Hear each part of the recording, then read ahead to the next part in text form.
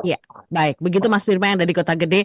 Pak Danang cukup menarik ini karena Pak Agus Supriyono juga menyoroti bagaimana kemudian generasi muda ini bisa meneladani kalau misalnya elit-elit politiknya pun juga tidak memberikan sikap keteladanan begitu. Monggo Pak Danang.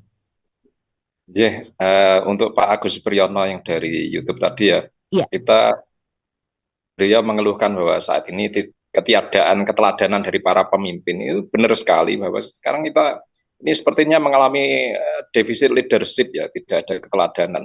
Karena ya setiap hari kita disodori oleh fenomena-fenomena yang menurut saya itu anomali sekali, di mana eh, para pelaku politik, pemimpin kita kan para pelaku politik juga itu, di mana politik itu sebenarnya adalah sarana untuk mencapai kesejahteraan rakyat, mensejahterakan rakyat. Tapi pada pada kenyataannya politik dipakai untuk mengeruk kekayaan, untuk membesarkan kelompoknya sendiri seperti itu. Akhirnya termanifestasi dengan perbuatan korupsi, kolusi, nepotisme, dan itu sudah saat ini sudah sudah benar-benar sudah masif sekali. Dulu kita pernah mengoreksi Orde Baru, di mana Orde Baru dilekatkan dengan label KKN.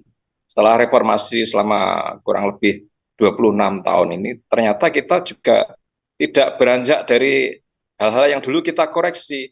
Bahkan sekarang lebih, saya pikir sekarang lebih lebih masif lagi ya. Tidak hanya KKN saja, tapi bagaimana caranya untuk melanggengkan kekuasaan diawetkan, dilestarikan melalui jaringan keluarganya seperti itu. Itu sebenarnya sangat tidak sesuai dengan jiwa reformasi, di mana salah satu amanatnya memang kita memberantas KKN. Ternyata uh, setelah reformasi ini semakin menjadi-jadi. Artinya apa? Artinya tidak ada kesesuaian antara antara yang diomongkan dengan yang dilakukan. Ini artinya tidak ada integritas dari para pelaku politik dan para pemimpin. Ya mungkin oknum pemimpin, tidak semua pemimpin seperti itu ya. Tidak semua pelaku politik seperti itu. Tapi oknumnya banyak sekali seperti itu. Jadi artinya memang integritas ini menjadi masalah krusial bangsa ini, bangsa kita saat ini. Artinya mereka sendiri juga harusnya perlu dikasih wawasan tentang bela negara. Kalau mereka punya wawasan bela negara, pasti tidak akan melakukan hal-hal yang sifatnya anomali seperti itu. Seperti itu. Jadi semua harus dimulai dari para pemimpin sendiri. Kita tidak bisa tidak bisa kita menyuruh anak bangsa, selalu kita berbusa-busa, anak bangsa harus disuruh, diminta untuk tertib, diminta untuk patuh. Tapi kita melihat sendiri mereka-mereka sendiri ya juga yang akhirnya mengakali aturan, melanggar aturan, mengakali undang-undang, kong kali kong untuk membuat peraturan perundangan yang menguntungkan bagi mereka sendiri, oleh oligarki di semen di mana-mana seperti itu. Jadi, ya kadangkala kita apa ya kita sedih lah melihat fenomena seperti itu.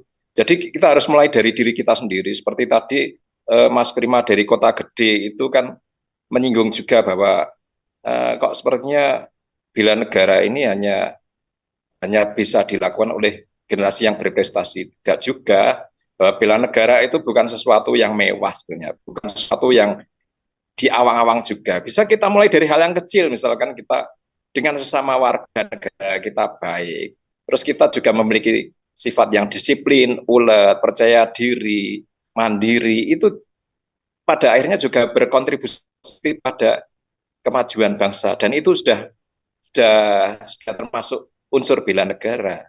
Karena unsur bela negara apa? Mencintai tanah air dan bangsa, kesadaran berbangsa dan bernegara, terus meyakini bahwa Pancasila sebagai ideologi, terus rela berkorban juga kita.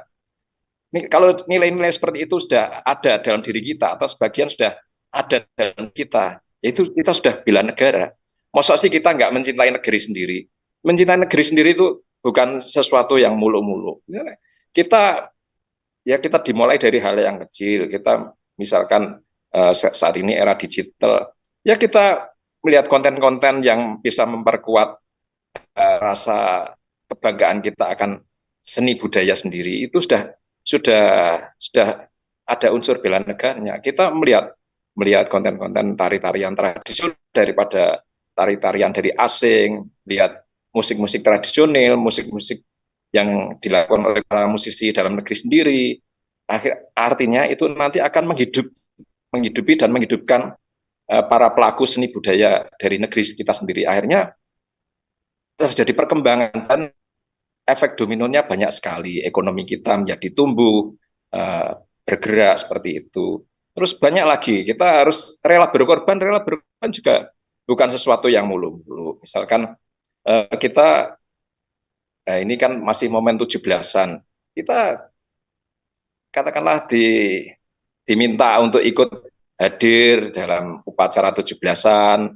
Itu kita juga hadir, misalkan kita ada acara di kampung-kampung, di perumahan-perumahan kita, ada acara memperingati hari kemerdekaan kita hadir, kita berpartisipasi, itu juga sudah unsur bela negara juga. Jadi tidak sesuatu yang muluk-muluk, tidak harus sesuatu yang yang susah dicapai, tidak.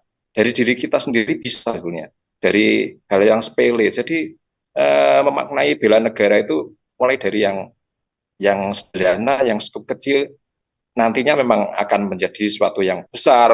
Misal kita bersiap untuk mempertahankan negara dari ancaman gangguan asing, misalnya itu yang besar-besar. Tapi yang kecil-kecil sebetulnya banyak hal yang bisa kita lakukan untuk Mas Prima dari Kota Gede tadi. Untuk Pak Endra Serisdayu juga saya ya, Pak, sangat ya?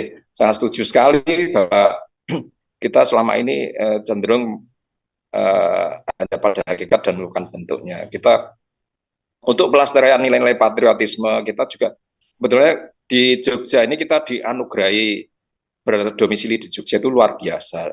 Jogja itu kota perjuangan. Itu tidak ada duanya di negeri ini. Bahwa Jogja dulu pernah menjadi ibu kota sementara. Walaupun sementara, tapi itu dalam masa kemerdekaan kan terbentang dari 17 Agustus 45 sampai 27 Desember 1949.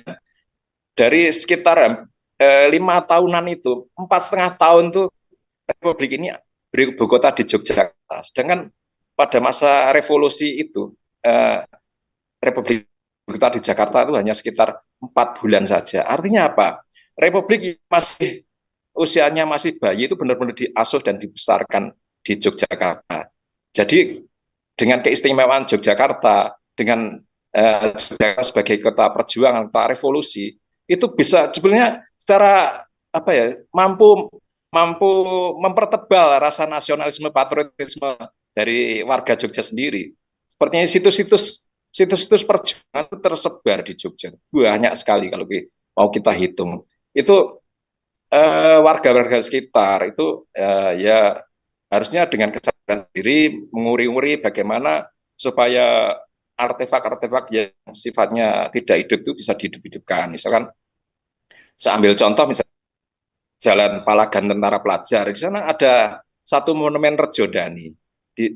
Banyak orang yang tidak tahu monumen Rejodani. Padahal di sana itu terkandung sejarah yang luar biasa bahwa pada tanggal 29 Mei 1949 itu ada anak-anak muda yang tergabung dalam Tentara Pelajar itu mati-matian membela kemerdekaan bangsa ini melawan pasukan Belanda yang jumlahnya lebih besar. Akhirnya walaupun mereka akhirnya gugur, tapi luar biasa sekali perjuangannya.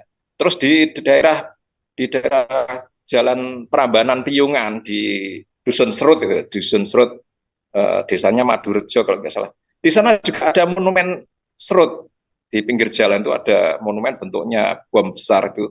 Itu juga luar biasa.